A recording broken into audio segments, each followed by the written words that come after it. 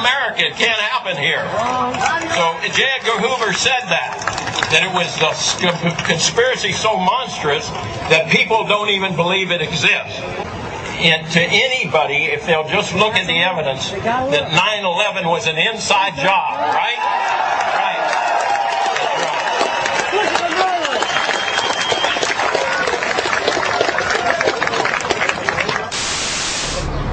A lot of you thought that Katrina was an accident. When there's people of color that have been interviewed from the Ninth Ward to tell you, even after the storm left, when the storm was quieting, they heard a noise. The levees were blue, man. They blew the levees. Then you had George Bush, flew past New Orleans and looked at the flood, and flew by, didn't even touch down. You had our people climbing out of ceilings, making holes from their ceilings to get refuge on the roof. You had our people floating on water, dead, diseased water. Had us living like caged animals as refugees, publicized for the whole earth. You didn't even call these people Americans. You called them refugees. And by calling them refugees, they had no American rights. Under the Constitution, they were not allowed to leave their area. Those that could escape tried to go over a bridge and were stopped by deputies. This was a test for what they're going to do nationwide with the next fake attack that this government will plan on its own country. You are the terrorists. Right now in Mississippi, Tennessee, and Arkansas, they're running martial law tests. They can pull you over, and they're testing how to detain people under martial law. They are interrogating these people, holding them for days without letting them call their families. Y'all don't understand what's about to happen, man. And when that happened in Katrina, who received all the power? All the power went to the state, from the state to the government under FEMA. So all the laws under FEMA, the Federal Emergency Management Association, all the power goes to FEMA. FEMA just signed over a $3 billion contract with the government. To do what? To prepare for a martial law they didn't even tell you about. That's why we came. We'll let you know, brothers and sisters, while you out here trying to get vanilla Dutches and shaking your behind, they got a plan to kill you. You notice in the 90s, they took bars, they put bars on all your subway systems. You don't believe me? Go and check out your subways. The orange line and the green line, the orange line and the blue line. Certain time at night they lock it. In a state of an emergency, they're going to, the U.S. Army and Blackwater will come to your neighborhoods and escort you to your trains and lock the doors. They will do express trains down to the Navy base here in Philadelphia. They're going to do this all over the earth. Here's a FEMA detention camp train right now. It's 3 stories high. Why do FEMA have this train? Why are they not telling the American public what these trains are all about? You think the Jewish Holocaust was something? That was child's play compared to what they're going to do to you. Another thing, hold this for me, brother.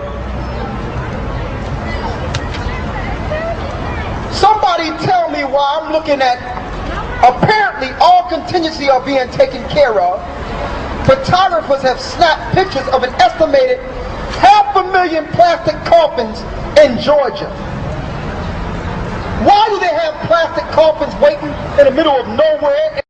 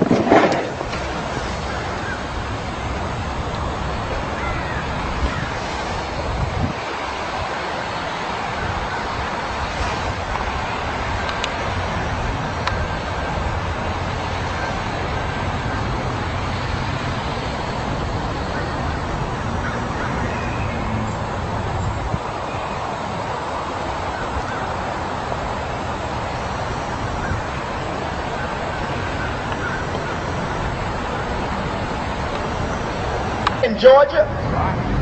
Huh? We're going to show you. This is the government now. They have these coffins just sitting there. People have snuck in and took pictures of the army planning a mass slaughter on their own people. On their own people. I'm going to read this. It says the United States government have what they call a red or blue list. Those on the red list will be woken up at 4 a.m. and taken to the camps and probably killed. There's concentration camps. In 1984, under Ronald Reagan, he signed a bill that turned the King Alfred Plan into Rex 84. I don't know if in your work at the NSC, were you not assigned at one time to work on plans for the continuity of government in the event of a major disaster? Mr. Chairman. I believe that question touches upon a highly sensitive and classified area, so may I request that you not touch upon that, sir.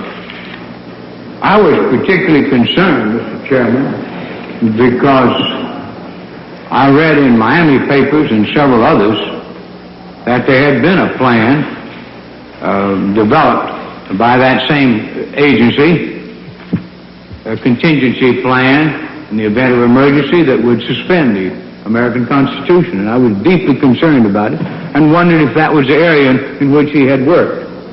I believe that it was. May I most respectfully request that that matter not be touched upon at this stage.